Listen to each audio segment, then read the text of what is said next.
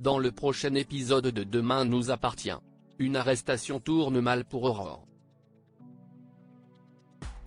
Mona endosse toutes les casquettes pour se rendre indispensable. Lisa dépasse les bornes. Attention, les paragraphes qui suivent contiennent des spoilers sur l'épisode de Demain nous appartient diffusé demain soir sur TF1. Si vous préférez ne rien savoir, ne lisez pas la suite. Mardi 26 mars dans Demain nous appartient. Aurore à l'hôpital avant de partir au boulot. Manon passe voir Nordine pour lui témoigner de son soutien. Mais voir son ex est trop douloureux pour le jeune homme, qui préfère s'en aller. Au Spoon, Nathan, qui n'a pas fermé l'œil de la nuit à force de cogiter sur sa culpabilité par rapport à Valentine, reçoit le soutien de son père. Pendant ce temps, au commissariat, Aurore et Sarah remarquent que le portable de Patrick casse en borne en centre-ville. Elle s'y rend immédiatement. Sur place, elle retrouve sa voiture vide. Il y a des traces de sang sur une vitre. Patrick sort d'un immeuble de la rue d'en face. Aurore et Sarah braquent leur arme vers lui. Ce dernier prétend que Valentine est dans le coffre et qu'elles sont arrivées trop tard afin de faire diversion. Il sort une arme et tire sur Aurore. Sarah riposte en lui tirant dans la jambe avant de lui passer les menottes. Elle se précipite ensuite vers sa collègue, qui a perdu connaissance, puis appelle les secours.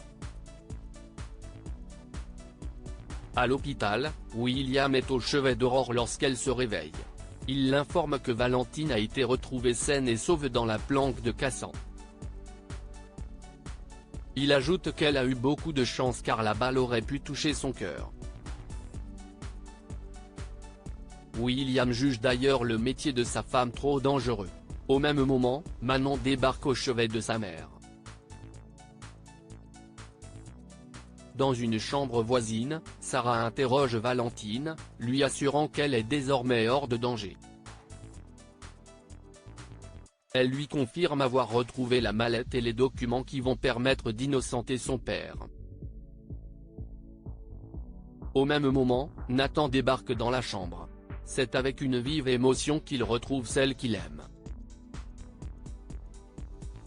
De retour au commissariat, Sarah informe Martin de la situation. Celui-ci annonce que Patrick est passé aux aveux, Myriam est bien coupable.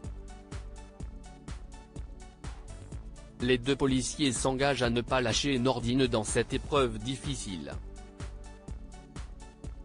Alors que Sarah se remet au boulot, Maxence vient la féliciter et en profite pour la draguer. Mais elle coupe court rapidement. De son côté, Nordine assiste au transfert de sa mère en prison.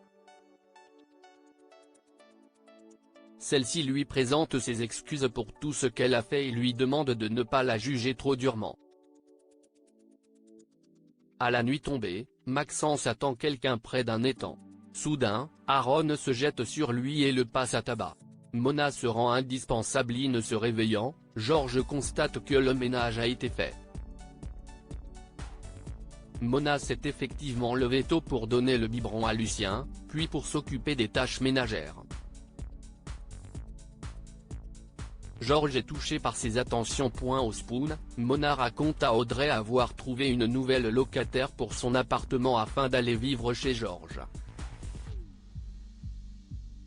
Elle a l'intention de se rendre indispensable pour qu'il finisse par la supplier de s'installer chez lui.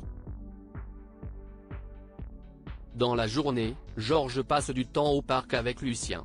Il s'excuse d'avoir hésité à s'occuper de lui car il est la plus belle chose qui lui soit arrivée.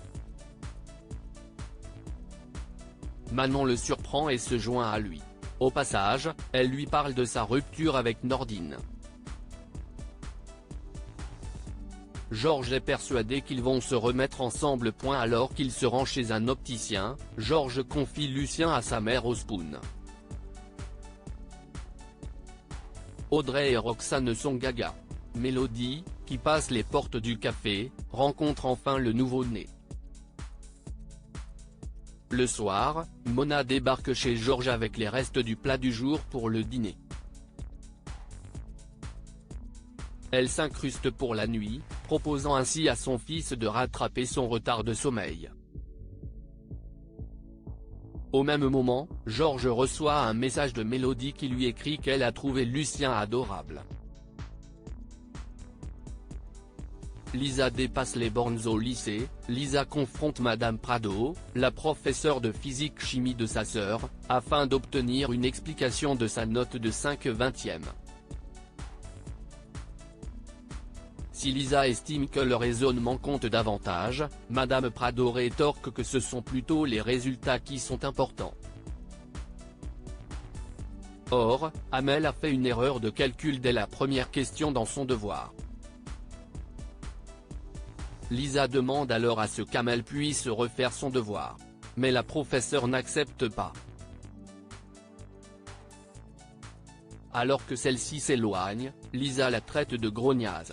Malheureusement, la principale intéressée l'entend point morte de honte. Amel en parle avec Adam. Elle craint que sa professeure ne la saque tout le reste de l'année à cause du comportement de sa sœur. Adam lui conseille alors d'aller voir Madame Prado directement. Alors que Madame Prado discute avec Étienne, Amel vient les interrompre afin de s'excuser pour le comportement de Lisa. Madame Prado déclare qu'elle devrait consulter ou prendre des calmants pour gérer son agressivité, ce qu'Amel prend très mal. Avant que les choses ne dégénèrent, Étienne met un terme à la discussion. De retour chez elle, Amel en parle avec Lisa. Celle-ci s'en veut vraiment d'avoir provoqué une telle situation.